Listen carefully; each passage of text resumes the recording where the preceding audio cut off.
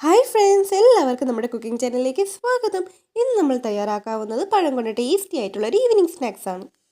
അതിനായി 3 നേന്ത്രപ്പഴമാണ് വേണ്ടത്. നന്നായി പഴുത്ത പഴം എടുക്കാൻ ശ്രദ്ധിക്കണേ. ഇനി നമുക്ക് ചെറിയ പീസാക്കി കട്ട് ചെയ്തെടുക്കാം. നെക്സ്റ്റ് പാൻ വെച്ച് ചൂടാകുമ്പോൾ 1 കപ്പ് പഞ്ചസാരയും ചേർത്ത് കൊടുക്കാം.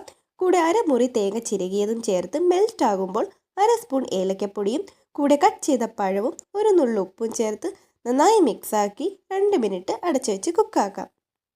വളരെ സിമ്പിളായതും എന്നാൽ പെട്ടെന്ന് തയ്യാറാക്കാവുന്ന ഒരു റെസിപ്പിയാണ്. നേന്ത്രപ്പഴം തന്നെ എടുക്കണം, എങ്കിൽ മാത്രമേ നമുക്ക് ആ ടേസ്റ്റ് ഒന്ന് കിട്ടുള്ളൂ. നമ്മുടെ വീഡിയോസ് ഇഷ്ടപ്പെട്ടാൽ do please like, share, comment and subscribe and support our channel.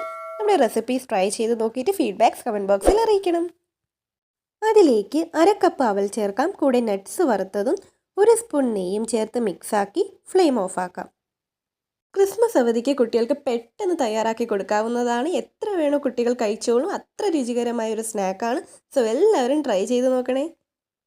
ചൂടാറുമ്പോൾ ബൗളിലോട്ട് മാറ്റാം. ഇനി നമുക്ക് ബോൾ ഷേപ്പിന് ഉരുട്ടി ബ്രെഡ് ക്രംസിൽ റോൾ ചെയ്തെടുക്കാം.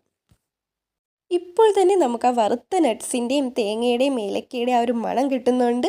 പഴം ഇഷ്ടമല്ലാത്തവർ പോലും ഇഷ്ടപ്പെടുന്ന ഒരു റെസിപ്പിയാണ്. സോ എല്ലാവരും ട്രൈ ചെയ്യണേ. ഇതുപോലെ ബോൾ ഷേപ്പിൽ ഉരുട്ടി നമുക്ക് ബ്രെഡ് ക്രംസിൽ റോൾ ചെയ്തെടുക്കാം. എല്ലാവരുടെയും ക്രിസ്മസ് ഒരുക്കങ്ങളൊക്കെ ഏതുവരെയായി ഒന്ന് കമൻറ്റ് ബോക്സിൽ അറിയിക്കണം. പാനിൽ എണ്ണ ചൂടാകുമ്പോൾ ഓരോ ബോൾസായിട്ട് ഇട്ട് ഫ്രൈ ആക്കി എടുക്കാം. ബാക്കി വന്ന ബ്രെഡ് ക്രംസും കൂടെ ഇട്ട് കഴിഞ്ഞാൽ നമ്മുടെ ടേസ്റ്റിയായ ബനാന സ്നാക്സ് റെഡി. പുതിയൊരു റെസിപ്പിയായി ഞാൻ വീണ്ടും വരുന്നവരേക്കും. Till then stay healthy, stay happy, stay safe. By.